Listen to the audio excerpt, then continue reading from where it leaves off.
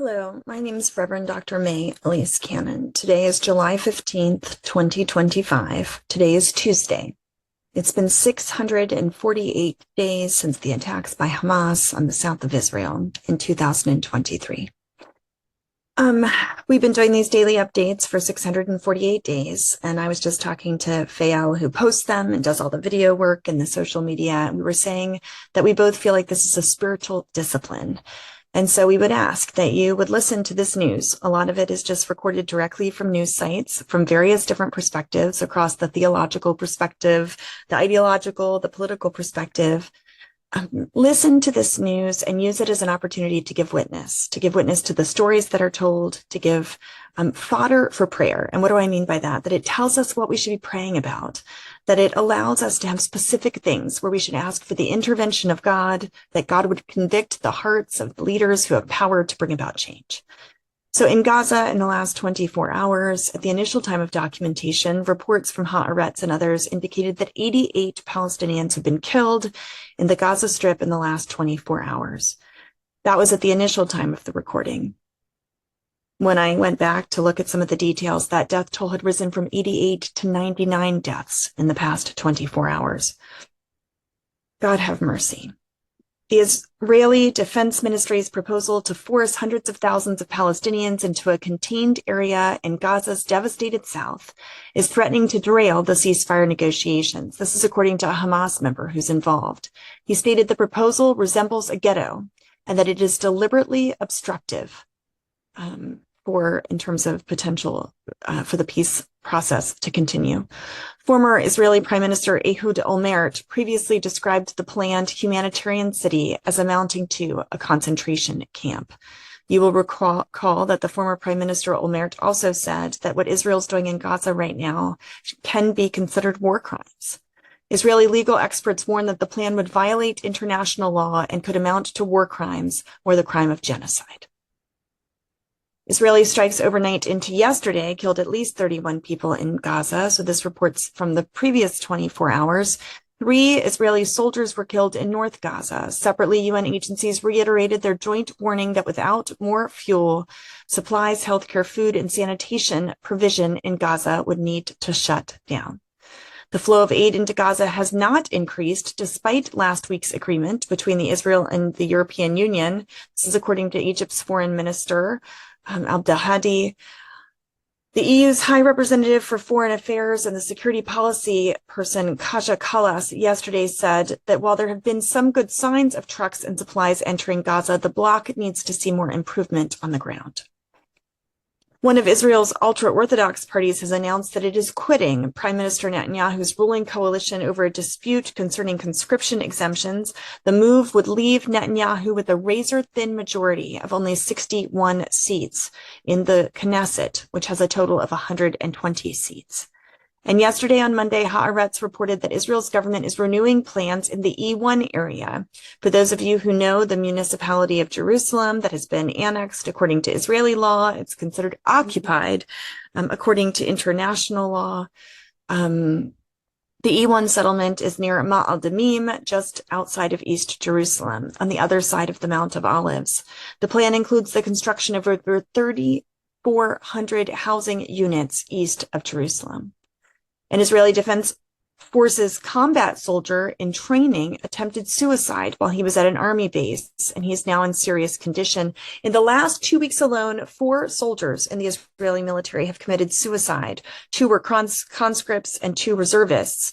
They committed suicide after being released from an extended war campaign. Sources in the Haredi factions in Israel say that they will dissolve the Knesset if a draft exemption law is not reached within 3 months. You'll recall this was the situation that was coming to a head right before Israel attacked Iran. That bought Netanyahu a few weeks of being considered popular in the state of Israel, but he and his coalition are very much on the precipice and are considered at risk.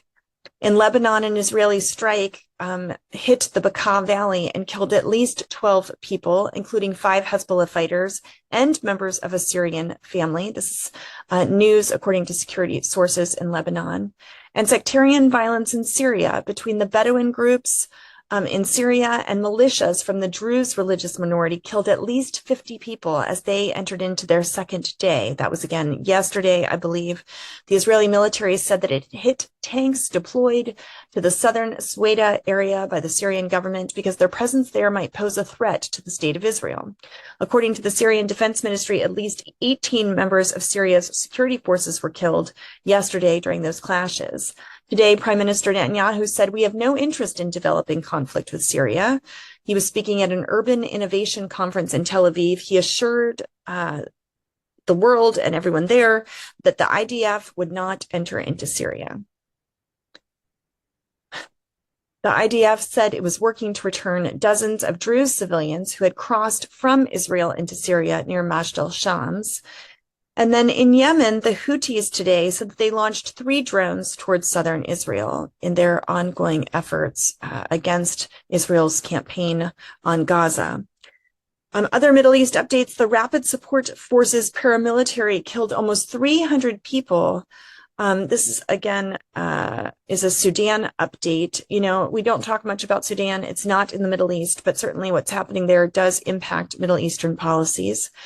And in the United States, 3 independent experts in the UN's top human rights body with a focus on Israel have said they're resigning. This is because they are citing personal reasons, but most people assert that it has something to do with the fact that Francesca Albanese was just sanctioned by the United States, and the US said that they would sanction other independent experts. I wanted to close, as I typically try to do, with a Christian update. There have been lots of conversations about the role of Mike Huckabee. He's currently the U.S. ambassador to Israel. And there have been a lot of questions about whether or not he's going to say anything in response to the attacks on the Christian village of Taibeh, just outside of Ramallah. And I wanted to call your attention to a show that's called The Jason Jones Show. My understanding is it generally reflects very conservative or fundamentalist Christian perspectives. I've not seen the show, but Jason Jones, from what I've read, the show typically discusses topics that emphasize traditional values, Christian-based viewpoints, moral principles that can be aligned with conservative or fundamentalist Christianity. Just to give you an idea, the show is criticized often for having partisan bias, for addressing controversial topics viewed in a polarizing manner, the privileging of Christian values that can be seen as exclusionary, and also that the show has been criticized for misinformation or oversimplification. So why am I talking about the Jason Jones Show? Because on social media, the Jason Jones Show, this conservative Christian show, put on social media that they're calling on the U.S. ambassador, Mike Huckabee, to Israel, a Christian leader, to visit Taibeh, to listen to local priests, and to press Israel to protect its vulnerable Christian communities. They wrote an open letter to U.S. Ambassador Mike Huckabee. I'd encourage you to take a look. It's on Substack. And I thought, this is amazing. That is awesome. The Christian communities in Palestine are suffering right alongside with their Muslim neighbors. And if Christians need to see what's happening to Christians first to better understand the whole situation, then may it be so. On the other hand, I also talked to the CMEP staff today, and we were grateful to see the news. U.S. Ambassador Huckabee asked Israel to, quote, aggressively, end quote, investigate the killing of the Palestinian American in a settler attack. He said there must be accountability for this criminal and terrorist act. Now, this act was committed by extremist settlers, and he's calling it criminal and a terrorist act. Israeli settlers reportedly prevented paramedics from reaching the Palestinian American citizen who was visiting his family from Florida after he was beaten to death in the West Bank village of Sinjar. The U.S. Ambassador Huckabee called on Israel to investigate the death of this 20-year-old young man. This is the closest thing resembling a condemnation from a U.S. diplomat who normally takes great pains to defend Israel and its supposed right to sovereignty over what's called Greater Israel. This is a direct readout from Haaretz. I have asked Israel to aggressively investigate the murder of Saif Musalat, an American citizen who was visiting family in Sinjar when he was beaten to death. Huckabee posted this on X 4 days after Musalat's killing. There must be accountability for this criminal and terrorist act. Saif was only 20 years old. So I'm grateful for that. I'm grateful for those words. I pray that they would be brought to fruition. And honestly, we're told to pray for our leaders, be they good or evil. So pray for Ambassador Mike Huckabee, that his heart would be broken about the things he learns and the things that he sees regarding the Palestinian people, that he might respond to the treatment of Palestinian Americans, as he just talked about Musalat. And, pray that he would see the struggle that Palestinian Christians are under as they're disappearing from the land, just as their Muslim neighbors are, living under occupation and oppression.